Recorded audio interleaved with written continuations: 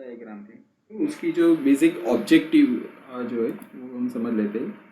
तो first objective जो है the phase diagram shows the faces for any combination of temperature and alloy composition. तो different temperature है वहाँ पे किस प्रकार का मेटल का स्ट्रक्चर रहेगा, आइदर लिक्विड फेस में रहेगा, लिक्विडस और सॉलिडस लाइन के बीच दोनों कंपोजिशन प्रोबेबल है कि दोनों कंपोजिशन हो गए। और आफ्टर सॉलिडस लाइन में भी total solid structure is also available. तो डिफरेंट फेस कौन कौन से फेस हो गए वो हम फेस डायग्राम पे से समझ सकते हैं। सेकंड जो है कि show the relationship between the composition temperature and structure of N alloy. तो पर्टिकुलरली कौन से पॉइंट पे किस प्रकार का उसका फॉर्मेशन रहेगा, तो वो भी हम समझ सकते हैं कि कितना मेटल जो है वो लिक्विड स्टेट में है और कितना मेटल जो है वो सॉलिड स्टेट में फॉर्मेशन या कन्वर्ट हो चुका है। तो वो भी हम फेस डायग्राम पे से समझ सकते हैं। थर्ड है कि it permit to study the control process. तो टेम्परेचर कंट्रोल करते हैं तो उसकी क्या इफेक्ट होगी, या रैपिड कूलिंग करते हैं तो उसकी क्या इफेक्ट होगी, या कंट्रोल एटमॉस्फेरिक कंडीशन में कुछ एलोइंग एलिमेंट हम ऐड करते हैं उससे क्या बॉन्डिंग स्ट्रेंथ डेवलप होगी, वो सब फेस डायग्राम पे से हम समझ सकते हैं। सो फर्स्ट है कि फेस सेपरेशन, कि एक लिक्विड तो एक है, लिक्विड में से एक ही मेटल बनता है या दो मेटल बनते हैं या लिक्विड प्लस टू मेटल्स का कॉम्बिनेशन है, तो वो फेस सेपरेशन किस प्रकार से होता है वो हम समझ सकते हैं। Then after solidification of metal and alloy, तो कहाँ पे किस प्रकार का कंपोजिशन जो है वो आपको पता चलता है। Then after purification of material, कितना अगर कंपोजिशन है उसमें प्योरिटी अगर फाइंड करनी है तो कितना परसेंटेज जो है मेटल ए है या मेटल बी है, तो उसका प्योरिफिकेशन रेट कितना है वो हम आइडेंटिफाई कर सकते हैं। Then after the growth and doping single crystal, किस प्रकार से जब सॉलिडिफिकेशन स्टार्ट होता है तो किस प्रकार से क्रिस्टल स्ट्रक्चर जो वो डेवलप होना शुरू हो जाते हैं, तो वो फेस डायग्राम पे से हमको पता चलता है। And fourth one is mark liquids and solids line, जिससे हम आइडेंटिफाई कर सकते हैं कि यहाँ ये जो बाउंड्री कंडीशन है उसके ऊपर जो है वो लिक्विडस कंपोजिशन रहेगा, और जो सॉलिडस लाइन की जो लाइन होगी उसके बीले जो है वो सॉलिडस स्ट्रक्चर जो बेसिकली होगा।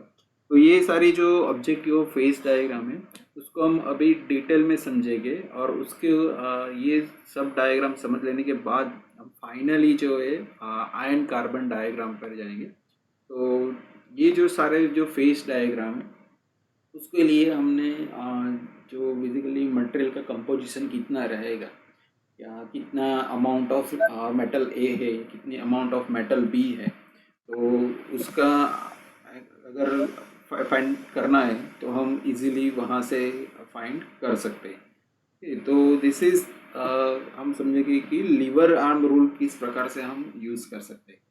तो दिस इज वन डायग्राम, और ये डायग्राम जो है बेसिकली टेम्परेचर और कंपोजिशन का डायग्राम है यहाँ।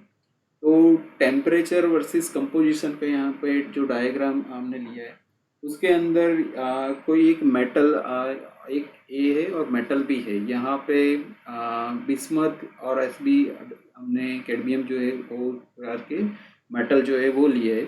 तो ये डायग्राम में अगर देखेंगे तो जो इनिशियली जो पॉइंट है, ऐसा जरूरी है कि ये कर्व इस तरह से ऊपर की तरफ ही इस तरह से आए, इस तरह का भी डायग्राम बन सकता है, डिपेंड अपॉन डिफरेंट मटेरियल। लेकिन जो फंडामेंटल इसकी जो रूल्स है उसमें है कि इनिशियली जो हायर टेम्परेचर पे जाएगी तो मेटल जो है वो मोल्टन स्टेट में चला गया, फाइनली वो लिक्विड स्टेट में होगा, और जब उसको कूल डाउन करेंगे तो वापस वो कूल डाउन यानी टेम्परेचर जैसे ही डाउन वन फेज में आएगा तो वो सॉलिडस फेज में आ जाएगा।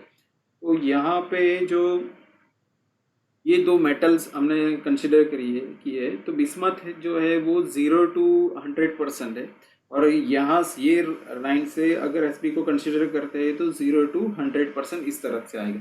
तो कंपोजिशन जो है कि दो मेटल है तो उसका प्योरिटी कितना रहेगा, तो अगर इसको हमको फाइंड करना है तो ये कर्व पे ये दोनों मटेरियल का जो है टेम्परेचर यानी लिक्विड टू सॉलिड में कन्वर्जन जो हो रहा है तो ये जो अपर जो लाइन है वो जो लाइन है वो लिक्विडस लाइन बोलते हैं, और यहाँ से जो डाउनवर्ड फेस में जो लाइन आएगी उसको सॉलिडस लाइन बोलेंगे।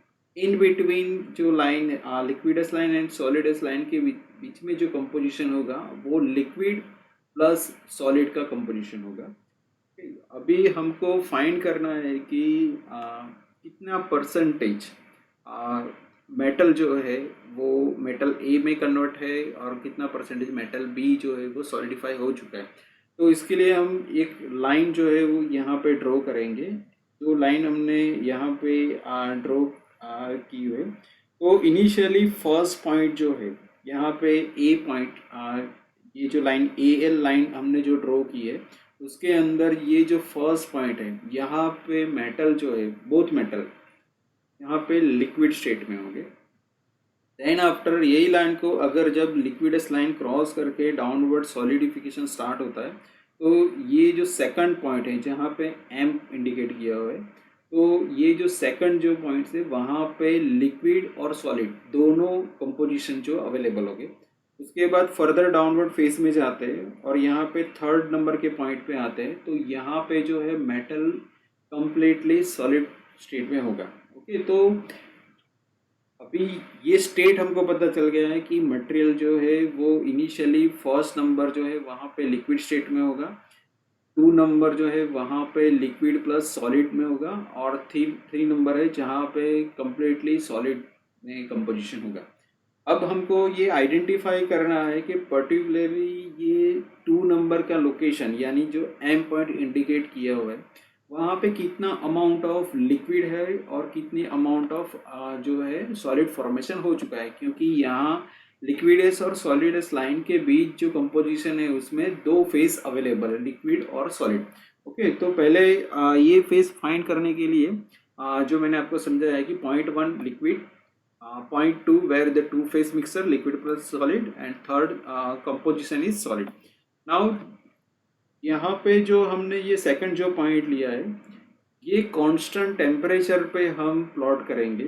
ओके, तो ये जो पॉइंट हमने यहाँ पर लेंगे तो यहाँ से corresponding for example 550 degree Celsius जो टेम्परेचर आता है तो वहाँ पे ले सकते हैं। ये पॉइंट हमने फॉर एग्जांपल 500 डिग्री सेल्सियस पे लिया है, तो यहाँ पे हमने एक horizontal line at constant temperature हमने ड्रॉ की है। जो लाइन है वो OMP जो लाइन हमने ड्रॉ की है, तो इसको जो बोलेंगे वो आइसोथर्मल लाइन अथवा उसको बोलेंगे कि isothermal process where the composition of material liquid and solid both states are available. और ये यहाँ पे जो ये जो OM और P जो है, तो यहाँ पे M पॉइंट जो है वो फल्क्रम पॉइंट, यानी कि यहाँ से स्विच ओवर हो सकता है कि मेटल जो है ये पर्टिकुलर पॉइंट है जहाँ से आइदर OM और MP। ओके, तो पर्टिकुलरली ये फल्क्रम पॉइंट बोलते हैं जहाँ पे 2 लीवर हमने डिफाइन किए। तो फर्स्ट लीवर जो है हमारा OM लीवर हो गया और सेकंड लीवर जो है हमारा MP लीवर हो गया। तो ये लीवर यानी कि कितना कंपोजिशन लिक्विड में है OM के बीच में और कितना OM के बीच में सॉलिड कंपोजिशन है। उसी प्रकार से MP के अंदर कितना लिक्विड कंपोजिशन है और कितना सॉलिड कंपोजिशन है, क्योंकि दोनों में सॉलिड और लिक्विड तो कंपोजिशन है, लेकिन जिस तरह से अगर O पॉइंट से हम P पॉइंट की टूवर्ड्स जाते तो P जो लाइन है वो हमारे लिक्विडस लाइन है। तो इट मीन्स कि यहाँ पे जैसे ही जाएंगे तो मेजॉरिटी लिक्विड फॉर्मेशन हमको मिलेगा, लेकिन यहाँ पे जो O पॉइंट है वहाँ पे हम जाएंगे तो बेसिकली ये सॉलिडस लाइन है, तो मेटल जो है मेजॉरिटी वो सॉलिड में कन्वर्ट हो चुका होगा और होने की तैयारी में होगा। ओके, तो ये जो OMP जो लाइन जो दिखाई है एट कांस्टेंट टेम्परेचर, इसको बोलते हैं आइसोथर्मल लाइन। वो OMP line is known as a tie line.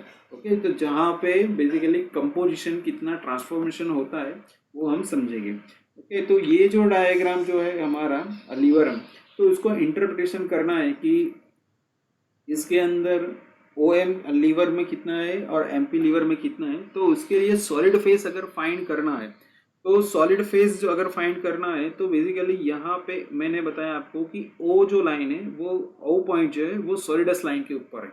तो हमको जो वैल्यू जो है ये हम ओ एम अगर फाइंड करना चाहते हैं तो हमको अगर एम पी की वैल्यू फाइंड पता है और टोटल ओ पी की वैल्यू पता है तो हमको ये ओ एम की वैल्यू मिल जाएगी। तो ये जो ओ एम की जो वैल्यू मिलेगी वो बेसिकली हमको मेजोरिटी सॉलिड फेज जो यहाँ पे होगा या कितना अमाउंट ऑफ सॉलिड जो है कन्वर्ट हो चुका है एट कांस्टेंट टेम्परेचर या आइसोथर्मल लाइन पे, वो हमको पता चल सकता है।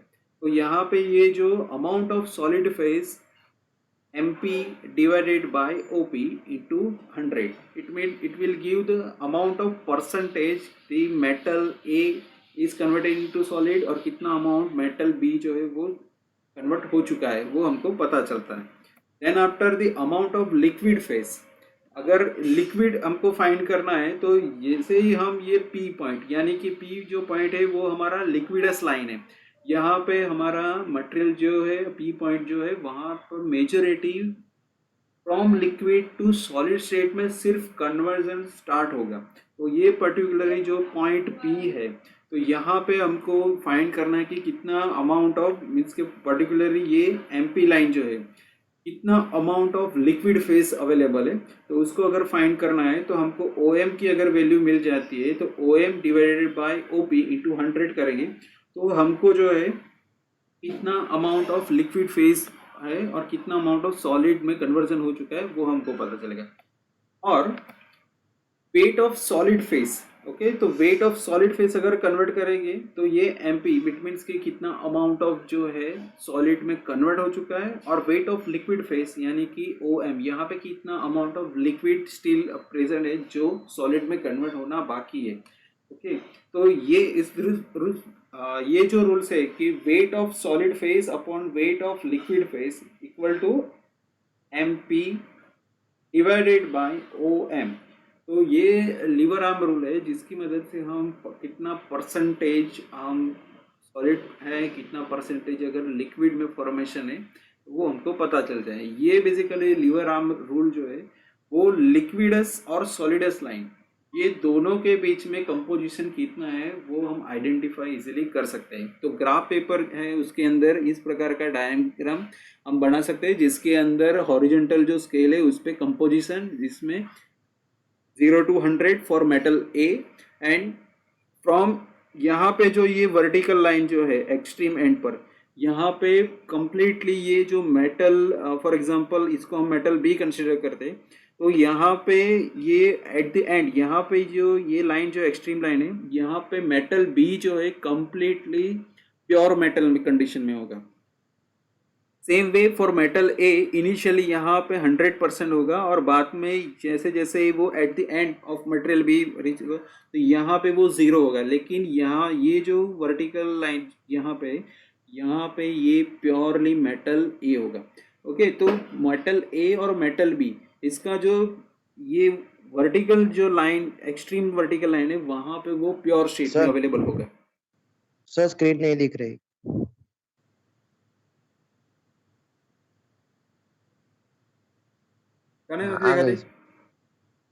હવે દેખાય છે?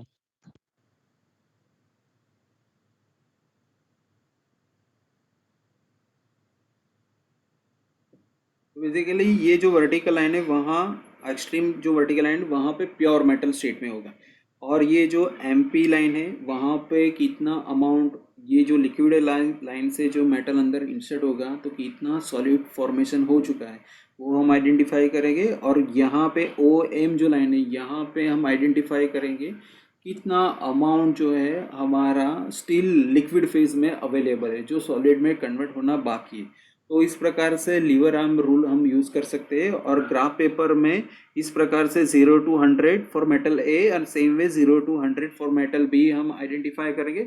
उसके बाद जो भी मटेरियल है उसका मेल्टिंग टेम्परेचर आपको दिया जाएगा। फॉर एग्जांपल आपको 600 वो टेम्परेचर दिया है तो इनिशियली ये मेल्टिंग पॉइंट टेम्परेचर हो चुका है और उसका जो है सॉलिडिफिकेशन टेम्परेचर आपको मिल जाएगा। तो यहाँ पे solidification temperature for example 250 degree Celsius solidification temperature है। तो ये एक्सट्रीम पॉइंट यहाँ पे और यहाँ पे ये दोनों आपको मालूम चल गए। अभी जो है कन्वर्जन किस प्रकार से होता है तो उसके लिए पर्टिकुलरली ये जो 600 और यहाँ दे 250 है तो पर्टिकुलरली जो इंडिविजुअल कंपोजिशन फॉर एग्जांपल 0, 20, 40, 60, 80, तो यहाँ पे हर जगह पे हम वर्टिकल लाइन प्लॉट करेंगे कि कितना कंपोजिशन मेटल ए का है, कॉरेस्पॉन्डिंग यहाँ पे मेटल ए का जो होगा वो 80, 60, 40, 20, तो ये भी कॉरेस्पॉन्डिंग कंपोजिशन यहाँ पे होगा। अब जो प्रीवियस लेक्चर में मैंने प्योर मेटल के जो लाइन डायग्राम आपको दिखाया थी कि जो S1 से लेके S11 या लिक्विड 1 स्टेट टू 11 स्टेट, और जिस प्रकार से वो फेज रूल है, ओके, G+P=C+1, तो कितने फेसेस अवेलेबल, तो यहाँ पे तो सिर्फ टेम्परेचर, कांस्टेंट टेम्परेचर कंसीडर कर दे, तो प्रेशर और कंसंट्रेशन मीन्स की कंपोजिशन क्या रहेगा, तो उस रूल के मुताबिक यहाँ पे हम डिफरेंट टेम्परेचर जो है S1 से लेके यहाँ तक, सॉरी L1 से लेके L11 होगा, तो L11 या L10 वो हम प्लॉट करेंगे, वो उसकी वैल्यू आपको दी जाएगी कितना जो है लिक्विड स्टेट है, कितना सॉलिड स्टेट है, तो इस प्रकार से ये वैल्यू आपको देते हैं। और उसके बाद आपको आइडेंटिफाई करना होता है कि पर्टिकुलरली ये जो लाइन है जहाँ पे 30-40 रेशियो है, यहाँ पे कितना कन्वर्जन लिक्विड फेस में है और कितना कन्वर्जन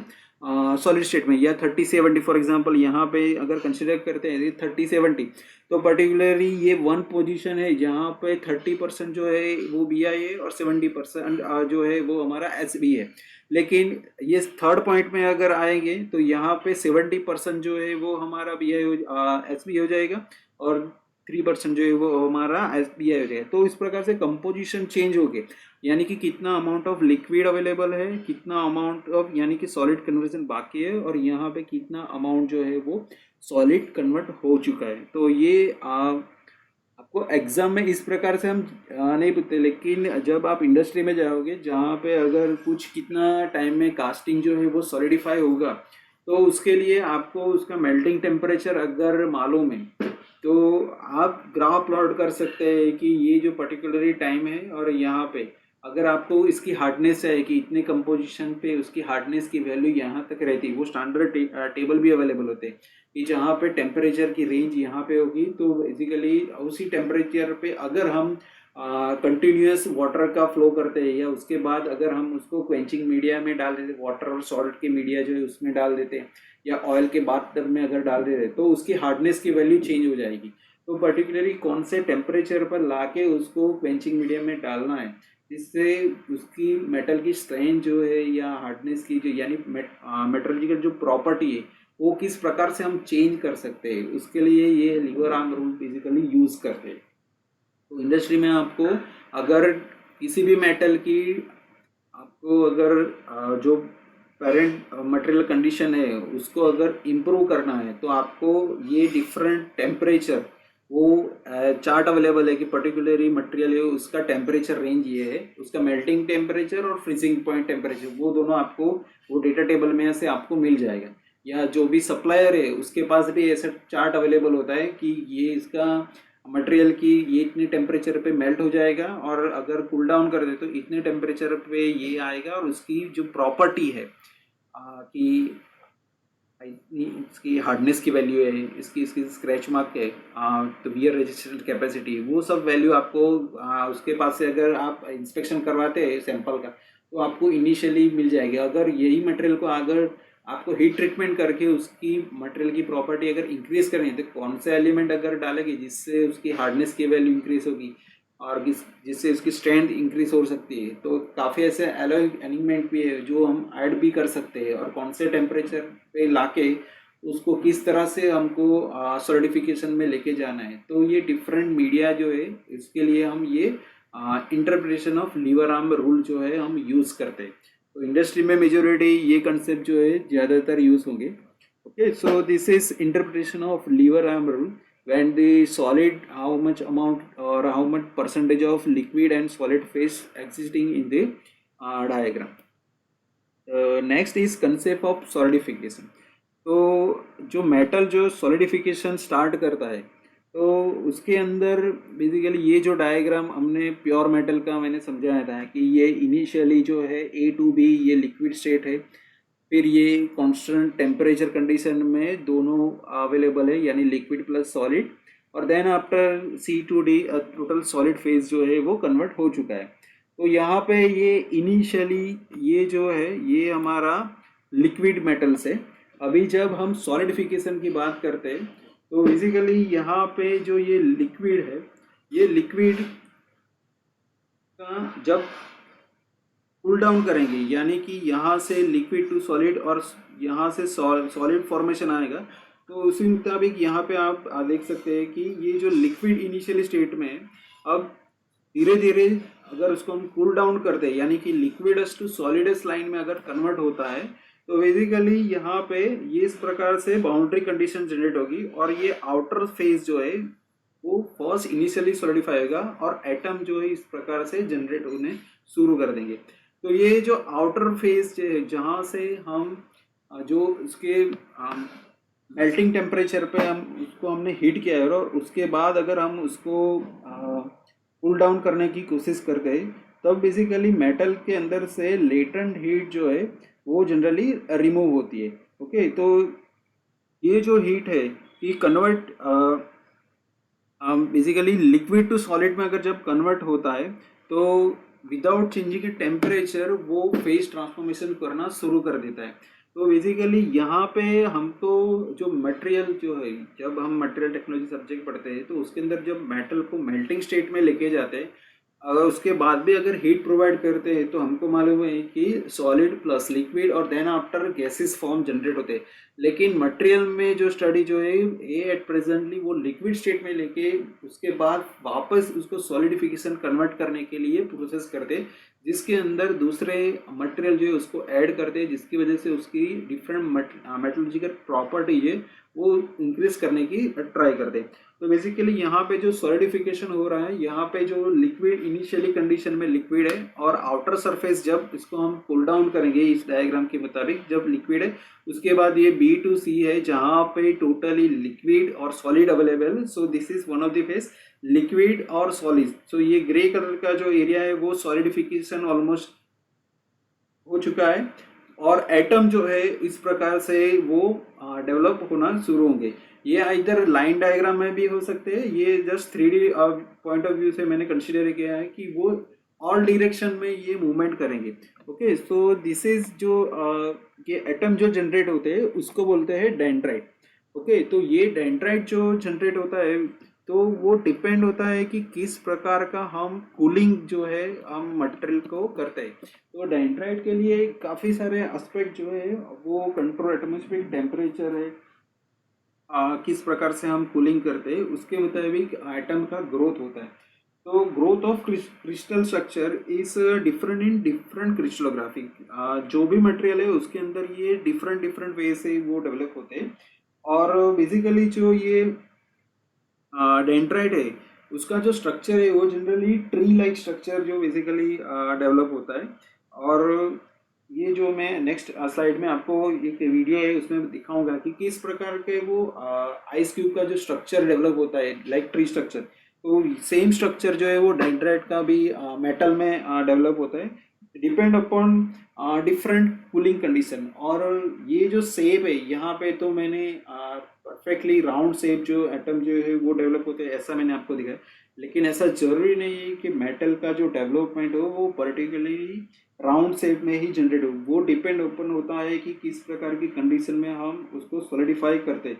कि जैसे कि कास्ट आयरन है कि अगर उसको मेटल मोल्टन में मोल्ड में हमने रखा है और उसको अगर सॉलिडिफाई करते तो उसको अगर कंट्रोल एटमॉस्फेयर में अगर सॉलिडिफाई करेंगे तो फाइन ग्रेन स्ट्रक्चर परफेक्टली इस प्रकार के राउंड जो शेप जो है वो जनरली जनरेट होते हैं। लेकिन काफ़ी दफ़ा ऐसे भी होता है कि अगर उसको स्लाइडली कंटिन्यूस वाटर का आउटर लेयर से अगर हम वाटर का स्ट्राइक करते हैं जिसकी वजह से वो मेटल सॉलिडिफाई करते तो कभी कभी कॉलम टाइप के स्ट्रक्चर यानी लाइन डायग्राम टाइप के स्ट्रक्चर या रोड लाइक स्ट्रक्चर भी डेवलप हो सकते। तो ये जो सॉलिडिफिकेशन होता है तो जब ये ग्रे एरिया जब डेवलप होता है या मेटल का सॉलिडिफिकेशन स्टार्ट होता है तब ये डेंड्राइट फॉर्मेशन जो है बेसिकली स्टार्ट हो जाता है। तो ये जो ये जनरली मेटल जो है उसके आउटर लेयर जो एटमॉस्फेयर के कांटेक्ट में आते हैं या कुछ कूलिंग मीडिया उसको कांटेक्ट में आते हैं उसकी वजह से ही आउटर लेयर है जहाँ से ही लेटेंट हीट जो है वो बाहर रिमूव होगी। इसकी वजह से जो सॉलिडिफिकेशन जो जनरली स्टार्ट होता है वो आउटर लेयर पे से ही स्टार्ट होता है। मैंने आपको एग्जांपल दिया था कि अगर आप कुछ एक वेसल रहते हैं और उसके अंदर वाटर रखते हैं और वाटर को आप डीप फ्रीजर में रखते हैं और आफ्टर सम टाइम अगर आप निकालेंगे तो प्योरली वो आइस नहीं बना है, लेकिन आउटर लेयर जो है वो सॉलिडिफाई हो चुका है और कोर एरिया जो है वो स्टिल अभी भी लिक्विड स्टेट में होगा। तो सेम वे यहाँ पे सॉलिडिफिकेशन के अंदर भी ये आउटर जो लेयर है वो सॉलिडिफिकेशन हो चुका है और इंटरनल जो लेयर है वो स्टिल अभी भी लिक्विड मेटल स्टेट में होगा। तो जैसे जैसे हम कूलिंग इफेक्ट के अंदर डालते जाएंगे कि इस प्रकार से वो हायर मेल्टिंग टेम्परेचर है उसके मुताबिक धीरे धीरे अगर सॉलिडिफिकेशन करना शुरू करेगा तो इस प्रकार का ये स्ट्रक्चर जो है वो डेवलप करेगा। तो ये इस प्रकार का ये फर्स्ट सॉलिडिफिकेशन स्टेट स्टार्ट हुआ, then after the second solidification, third. तो ये आउटर लेयर पर से जो ये एटम जो शुरू हुआ है तो ये शुरू होगा, उसके बाद कोर लेयर भी सॉलिडिफिकेशन होना शुरू कर देंगे। तो बेसिकली इस प्रकार का ये स्ट्रक्चर टोटली एटम का एक स्ट्रक्चर बनेगा। तो कोई भी मेटल है अगर उसको हम मेल्टिंग टेम्परेचर पे लेके उसके बाद अगर सॉलिडिफिकेशन करते हैं तो इस प्रकार का डिफरेंट ये क्रिस्टल स्ट्रक्चर जो है वो डेवलप होगा।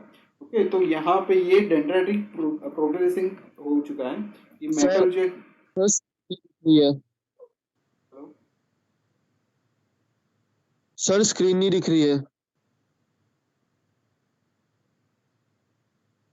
सर कंप्लीट दिख हाँ रही सर है। अब दिख रही है। दिख रही है सर। आती है ऐसे यार बदन दिखाई जाए भाई। हाँ सर। हाँ सर दिखाई दे रही है।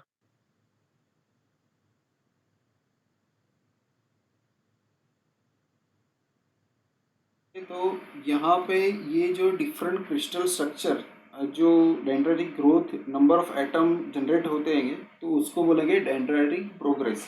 और यहाँ पे जो ये डार्क ब्लैक कलर की जो बाउंड्री कंडीशन जो डेवलप हुई है तो उसको जो बोलेंगे वो है ग्रेन बाउंड्री। तो डिफरेंट ग्रेन का जो डेवलपमेंट होता है उसके मुताबिक ये फॉर एग्जांपल इसकी कंसिडर करते हैं तो ये फर्स्ट जो है ग्रेन बाउंड्री कंसिडर की जिसके अंदर ग्रेन का डेवलपमेंट हुआ, ये जो है फॉर एग्जांपल यहाँ की कंसिडर करते हैं तो यहाँ पे ग्रेन बाउंड्री डेवलप हुई। तो जो मेटल जब सॉलिडिफाई होता है तो इस प्रकार से मेटल का बॉन्डिंग स्ट्रेंथ डेवलप होता है और टोटल लिक्विड टू सॉलिड में वो कन्वर्जन शुरू हो चुकी है।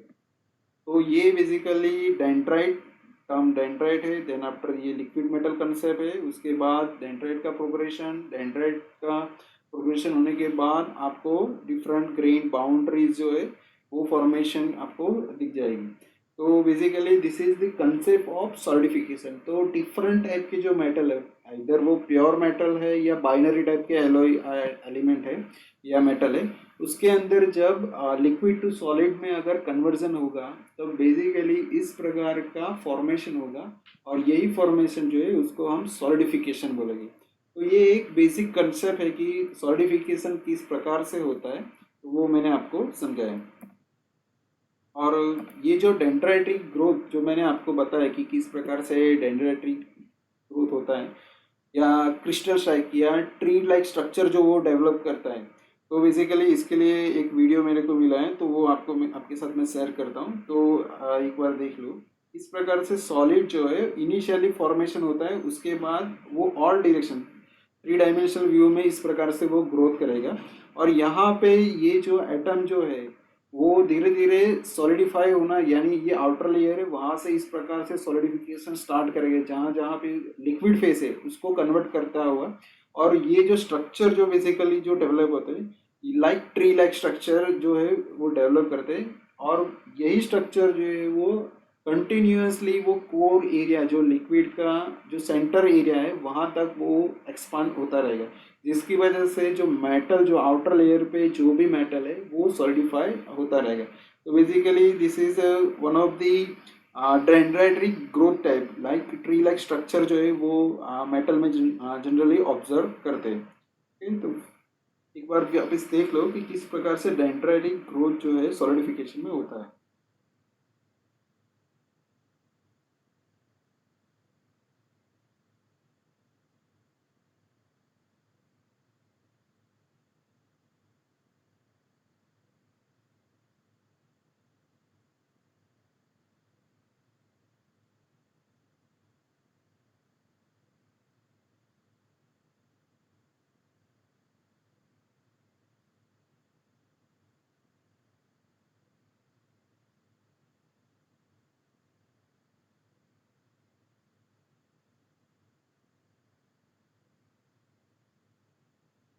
ओके, तो ये जो है मेटल का डेवलपमेंट फेज जो है फ्रॉम लिक्विड टू सॉलिड या सॉलिडिफिकेशन है, तो ये कंसेप्ट जो है उसके अंदर आता है। Then after next is solidification curve of alloy. तो ये जो सॉलिडिफिकेशन कर्व जो एलॉय के लिए बोलते हैं, इसके अंदर डिफरेंट टाइप के कर्व जो है और किस प्रकार से सॉलिडिफिकेशन होता है वो समझना जरूरी है। इसके अंदर फर्स्ट जो है two metal completely soluble in the liquid and solid state. Two metal हमने अगर कंसिडर यानी बाइनरी टाइप एलॉय हमने कंसिडर किए, वो दोनों का मिक्सचर होके कंप्लीटली वो लिक्विड में भी कंपोजिशन होगा और सॉलिड में भी वो कंसेप्ट जो है वो या कन्वर्जन होगा, तो सॉलिड में भी दोनों बाइनरी मटेरियल जो है वो हमको दिखाई देंगे। फॉर एग्जांपल हम वाटर के अंदर अगर शुगर डालते हैं और ये अगर उसको प्रॉपरली डाल के हम मिक्स कर देते हैं और उसको अगर टेस्ट करते हैं तो हमको वाटर और शुगर दोनों का हमको टेस्ट मिलता है। लेकिन जैसे ही हम उसका आइस क्यूब बनाते हैं यानी सॉलिड फॉर्मेशन भी कर देते हैं वही वाटर का, तो अगर वही आइस क्यूब को भी हम टेस्ट करेंगे तो उसके अंदर भी हमको शुगर और वाटर का कंटेंट है वो हमको पता चल जाएगा। तो बेसिकली यहाँ पे ये टू मेटल्स हमको कंसिडर करना है कि जो कम्प्लीटली सॉल्यूबल है लिक्विड स्टेट में भी और कम्प्लीटली सॉल्यूबल है वो सॉलिड स्टेट में भी अवेलेबल है। देन आफ्टर द सेकंड जो है सॉलिडिफिकेशन कर्व फॉर एलॉय, इसके अंदर यूटेक्टिक सिस्टम है। तो यूटेक्टिक सिस्टम क्या है वो मैं डायग्राम में आपको समझाऊंगा। लेकिन यूटेक्टिक सिस्टम में उसके अंदर दो पार्ट्स है। इसके अंदर जो फर्स्ट पार्ट है वो alloy soluble at liquid state but insoluble in solid state, यानी कि दो मेटल अगर बाइनरी मटेरियल सिस्टम हमने सिलेक्ट किए तो वो लिक्विड में मिक्स प्रॉपरली हो जाता है, लेकिन जैसे ही सॉलिड स्टेट में लेकर जाते हैं उसको कन्वर्जन, तो वो कंप्लीटली इनसॉल्यूबल रहता है, यानी डिफरेंट लेयर जो है वो डेवलप होते हैं। और सेकंड जो यूटेटिक सिस्टम है जिसके अंदर alloy soluble at liquid state but partially soluble in solid state, यानी कि सम पार्ट्स जो है वो सॉलिड स्टेट में डिसॉल्व हो जाते हैं और दूसरे जो पार्ट्स है वो स्टिल वो लिक्विड स्टेट में ही रहेंगे। तो ये जो मिक्सर है कि जहाँ पे ये इस प्रकार का फॉर्मेशन होता है तो उसको यूटेक्टिक सिस्टम के अंदर कंसिडर किया जाता है। Then after the third one is peritectic system, ये भी आपको समझाऊंगा। Then after eutectoid system and then after peritectoid system. तो basically solidification of curve of alloy जो है इसके अंदर ये 5 तरह की डिफरेंट कर्व्स जो है वो आएंगे, जिसकी मदद से ये जो प्रीवियसली सॉलिडिफिकेशन हुआ है, डेंड्राइटिक ग्रोथ का डेवलपमेंट किस प्रकार से हुआ है, ये सब कंसेप्ट जो है ये सॉलिडिफिकेशन कर्व ऑफ एलॉय के अंदर समझ में आ जाएंगे। तो यहाँ तक किसी को कुछ डाउट है? સર એલોયસ એ છે ને આપણે સુગર વાળું તમે કહેતા હતા ને એ બે ટોપિક ફરીથી રિવાઇન્ડ કરજો. હા, ઇનસોલેબલ અને પાર્ટિકલ સોલેબલ વાળું. એ સુગર ને વોટર જોડે એ કન્સેપ્ટમાં નહીં લેવાય. એ ખાલી ફર્સ્ટ કેસ જે છે two metal completely soluble in the liquid state અને સોલિડ સ્ટેટ છે એની અંદર જ આવે. એ પાણીની અંદર તમે સુગર નાખી અને જો તમે ટેસ્ટ કરો તો તમને સુગર અને પાણી છે એ તમને ખ્યાલ આવે, પણ જેવું તમે એને એ જ પાણીને સુગર નાખેલું જે લિક્વિડ ફ્લુઇડ જે છે આપણું એને તમે આઈસની ટ્રેમાં મૂકી દો છો અને એ આઈસને બી ટેસ્ટ કરશો તો એની અંદર સુગરનું કન્ટેન્ટ છે, એ આઈસ ક્યુબ જે છે એની અંદર સુગર કન્ટેન્ટ છે એ તમને ખ્યાલ આવશે. તો એ ઇન્ડિકેટ કરે કે two metal completely soluble in liquid અને સોલિડ સ્ટેટ, તો બંને સ્ટેટ અવેલેબલ છે એવું આપણે કહી શકીએ. બરાબર?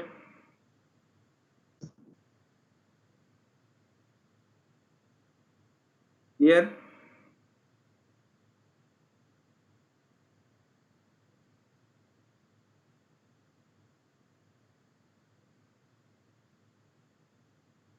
ક્લિયર છે કે નહીં? યસ કે નો તો આન્સર આપી શકો છો ને કે નહીં ને? यस सर यस सर એને જે લોકો પૂછે છે તો ના ખબર પડતી તો ફરીથી પણ યસ કે નો તો રિસ્પોન્સ તો આપો.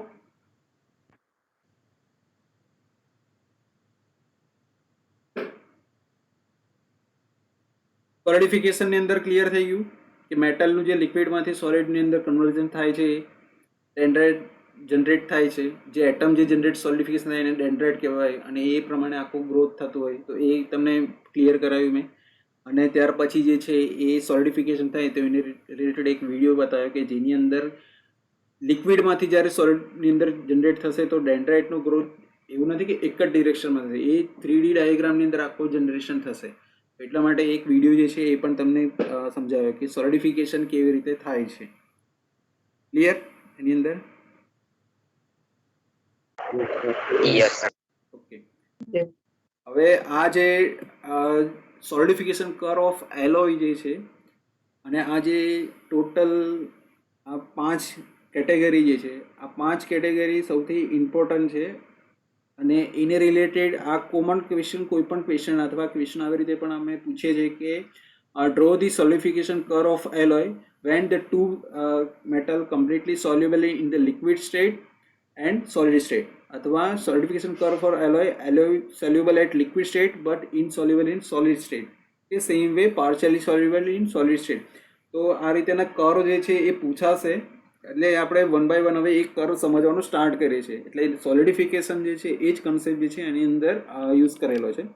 તો આપણે ફર્સ્ટ જે છે એ સ્ટાર્ટ કરીએ છીએ કે two metal completely soluble in the liquid state and solid state. Okay, તો જસ્ટ આ એક ડાયાગ્રામ જે છે આપણે કન્સિડર, અને એઝ યુઝ્યુઅલ प्रीवियसली भी તમને મેં સમજાવ્યો છે कि જેની અંદર टेम्परेचर और टाइम दोनों की यहाँ पे उसके ऊपर हमने प्लॉट किया है. तो इनिशियली जो मटेरियल ए जो है वो 0 to 100 और मटेरियल बी जो है उसका कंपोजिशन यानी कि 0 to 100 हमने डिफाइन किया है. यहाँ पे जो मटेरियल जो है वो कंपोजिशन किस प्रकार से कन्वर्जन होगा, तो ये जो फर्स्ट डायग्राम है जहाँ पे ये लिक्विडस लाइन होगी, उसके बाद ये लिक्विड और सॉलिड, और उसके बाद फाइनली सॉलिड की लाइन आएगी.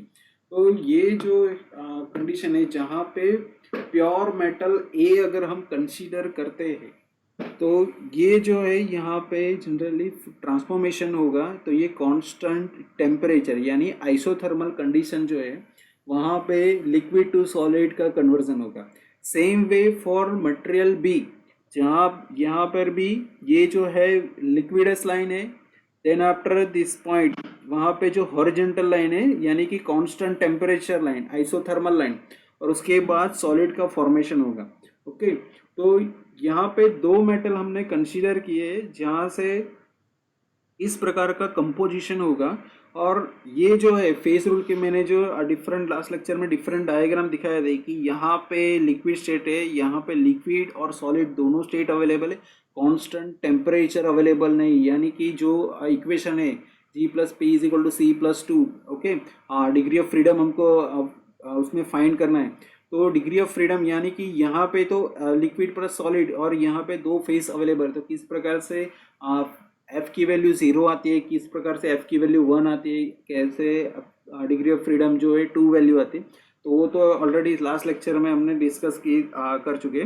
तो बेसिकली ये जो ट्रांसफॉर्मेशन होता है तो यहाँ पे ये 80% जो है वो मटेरियल ए के, 20% जो है वो मटेरियल बी के. तो ये कंपोजिशन में किस प्रकार का फॉर्मेशन होगा. उसके बाद 60 और 40 का रेशियो है, 60 फॉर मटेरियल ए और 40 फॉर मटेरियल बी. तो किस प्रकार का कंपोजिशन आएगा या टेम्परेचर और टाइम के कर्व में किस प्रकार का फॉर्मेशन होगा. सेम वे 40-60 और 20-80. ओके, तो ये जो बेसिकली जो डायग्राम है यहाँ पे टू मेटल्स हमने लिए, मेटल ए और मेटल बी हमने लिए. तो यहाँ पे जो ये फर्स्ट जो डायग्राम जो है यहाँ पे series of cooling curve for different alloy. In completely soluble system both in liquid and solid state। तो यहाँ पे 80-20 कंसिडर करते हैं तो 80% मेटल ए है और 20% मेटल बी जो है वो कम्प्लीटली लिक्विड स्टेट में भी अवेलेबल है और उसके बाद लिक्विड प्लस सॉलिड स्टेट में भी अवेलेबल है एंड देन आफ्टर यहाँ पे सॉलिड फेस में भी अवेलेबल है। सेम वे 40-60 या 60-40 या 20-80 भी कंसेप्ट अगर हम कंसिडर करते हैं तो सेम यहाँ पे भी मेटल ए और बी अवेलेबल है। सेम वे लिक्विड और सॉलिड लाइन के बीच में भी अवेलेबल है एंड देन सॉलिड फेस में दोनों मटेरियल जो है वो अवेलेबल है। तो this is the two metal completely soluble in liquid state and solid state. Then after ये जो राइट हैंड साइड जो डायग्राम दिखाया है, ये जो डायग्राम है ये जो है टेम्परेचर वर्सेस जो कंपोजिशन या मेटल का कितना कंपोजिशन रहेगा। तो ये जो लीवर आर्म मैंने प्रीवियस स्लाइड में आपको समझाया, तो ये अगर लाइन हम यहाँ पे कंसिडर करते हैं, अगर ये पॉइंट्स है यहाँ पे फॉर एग्जांपल हम 1 पॉइंट कंसिडर कर रहे थे तो यहाँ पे बेसिकली जो सॉल्यूशन होगा यानी कि मेटल ए और बी जो है वो कंपेरेटिवली लिक्विड स्टेट में हो गए। सिंपली यहाँ से अगर हम मिड पॉइंट यहाँ पे आ जाते हैं तो यहाँ पे लिक्विड और सॉलिड सॉल्यूशन दोनों अवेलेबल हो गए और उसके बाद यहाँ पे अगर आ जाता है तो टोटल सॉलिड सॉल्यूशन अवेलेबल होगा। तो यहाँ ये जो डायग्राम है ये कॉरस्पॉन्डिंग टू सेमी मेटल ए और बी के लिए टेम्परेचर वर्सेस कंपोजिशन का डायग्राम बनाया है। और ये जो डायग्राम है इसके अंदर ये जो फेस डायग्राम है जहाँ पे two metal completely soluble in liquid and solid state with composition, कितना कंपोजिशन कन्वर्ट हुआ है, कितना कंपोजिशन फॉर एग्जांपल ये पॉइंट है, अगर यहाँ पे हमको फाइंड करना इस प्रकार का डायग्राम दिया है और यहाँ पे ये जो टी ए तो टेम्परेचर आपको दिया है कि कितना टेम्परेचर रहेगा, यहाँ पे टी बी या मेटल बी का टेम्परेचर कितना रहेगा वो आपको वैल्यू देते हैं। पर्टिकुलरली ये टोटली कर्व इस प्रकार का कर्व आपको दे देंगे, सॉलिड लाइन का अगर कर्व दे देते उसके बाद पर्टिकुलरली आपको कंपोजिशन फ्रॉम 0 टू लेके 100 तक आपको एक्स एक्सिस पे देंगे और आपको बोलेंगे कि 30 पर्टिकुलरली ये लोकेशन और यहाँ पे एक लोकेशन दे देंगे। तो आपको बताना है कि कितना परसेंटेज जो है लिक्विड है और कितना परसेंटेज सॉलिड में। तो वो आपको प्रीवियस स्लाइड में जो लीवर रैम्प का कंसेप्ट है, तो ये पॉइंट अगर यहाँ पे है तो यहाँ से एक वर्टिकल लाइन ड्रॉ करेंगे जो एक्स एक्सिस है वहाँ पे आपको कंपोजिशन के कॉम्बिनेशन दिखा देगी कि 30, 32, 35 इतना भी है वो वैल्यू आपको दिखा देगी और कॉरस्पॉन्डिंग ये जो पॉइंट है उसके कॉरस्पॉन्डिंग यहाँ पे जाएगी तो आपको टेम्परेचर की वैल्यू मिल जाएंगी। तो पर्टिकुलरली ये पोजीशन पे अगर आपको फाइंड करना है तो यही कांस्टेंट टेम्परेचर लाइन आप ड्रॉ करेंगे। तो प्रीवियस स्लाइड में मैंने आपको दिखाया था कि ये जो मिड पॉइंट होगा वो हमारा फल्क्रम पॉइंट होगा, तो वो पॉइंट होगा हमारा एम पॉइंट। ये जो पॉइंट यहाँ पे अगर टच करता है तो ये सॉलिडस लाइन को अगर टच करता है तो वहाँ पे हमने ओ पॉइंट ले लिया और यही हॉरिजॉन्टल लाइन या आइसोथर्मल लाइन जब लिक्विडस लाइन को टच करेगी तो वहाँ पे वो पी पॉइंट आ जाएगा। तो सिंपली आपको जो है लीवर रूल वहाँ पे अप्लाई करके कितना अमाउंट ऑफ सॉलिड है कितना अमाउंट ऑफ लिक्विड है वो सिंपली ये डायग्राम की वैल्यू जो होगी कॉरस्पॉन्डिंग ये पॉइंट आया तो यहाँ पे अगर 20 है, ये पॉइंट आया तो यहाँ पर अगर मेजर करते तो 42 वैल्यू आती, तो आपको ओ की वैल्यू मिल गई, पी की वैल्यू मिल गई और एम की वैल्यू आपको मिल चुकी है।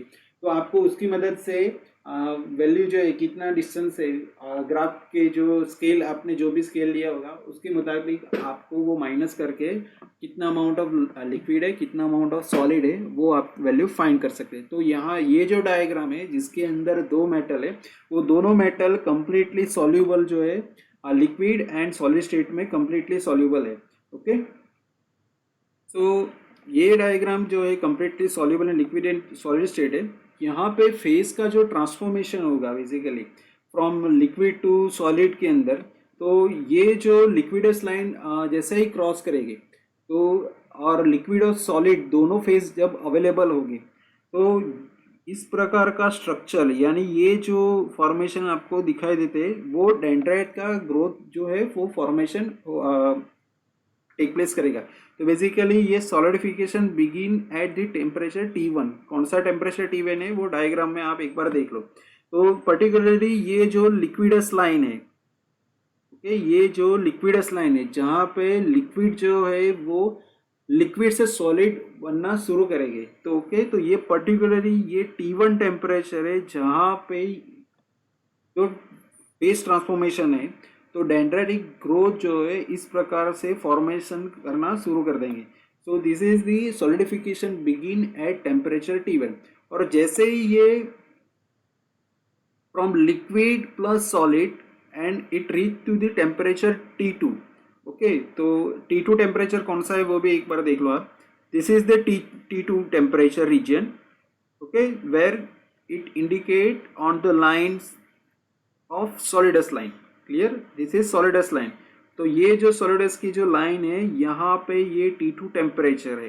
तो T2 टेम्परेचर और T1 टेम्परेचर के बीच में जो है, जैसे जैसे ये पॉइंट T1 पे होगा तो फॉर्मेशन कैसा होगा, और उसके बाद जैसे जैसे वो T2 टेम्परेचर पर रीच होगा जहाँ पे सॉलिडस लाइन मेजोरिटी है, तो वहाँ पे किस प्रकार से होता है। तो ये जो है वो सेकंड स्लाइड डायग्राम में दिखाया है कि जैसे at temperature T2 before diffusion, okay, यानी कि मेटल जो है वो लिक्विड से सॉलिड में कन्वर्ट होता है जहाँ पे लिक्विड और सॉलिड दोनों फेस अवेलेबल है।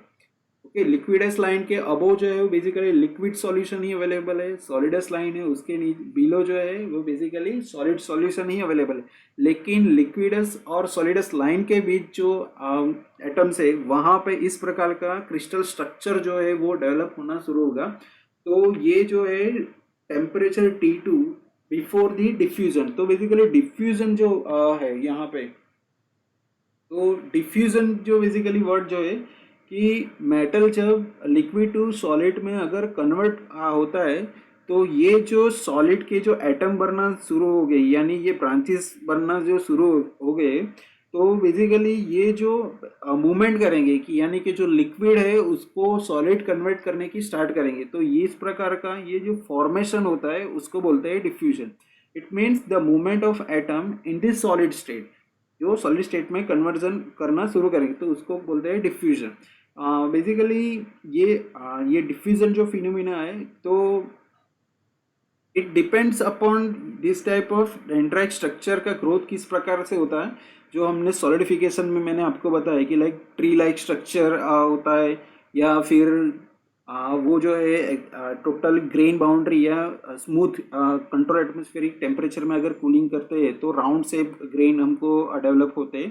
तो बेसिकली यहाँ होमोजीनियस स्ट्रक्चर अगर हम उसको बोलेंगे कि एक सेम साइज के एटम जो है वो क्रिएट होते हैं, तो ये डिफ्यूजन के ऊपर डिपेंड्स है। तो यहाँ पे ये दो मेटल जो है वो completely soluble in liquid state है, और उसके बाद जब सॉलिड में कन्वर्ट होते हैं तो इस प्रकार से उसका ग्रोथ जो है वो कंटिन्यूसली विद डिक्रीजिंग टेम्परेचर ये फॉर्मेशन होता रहेगा।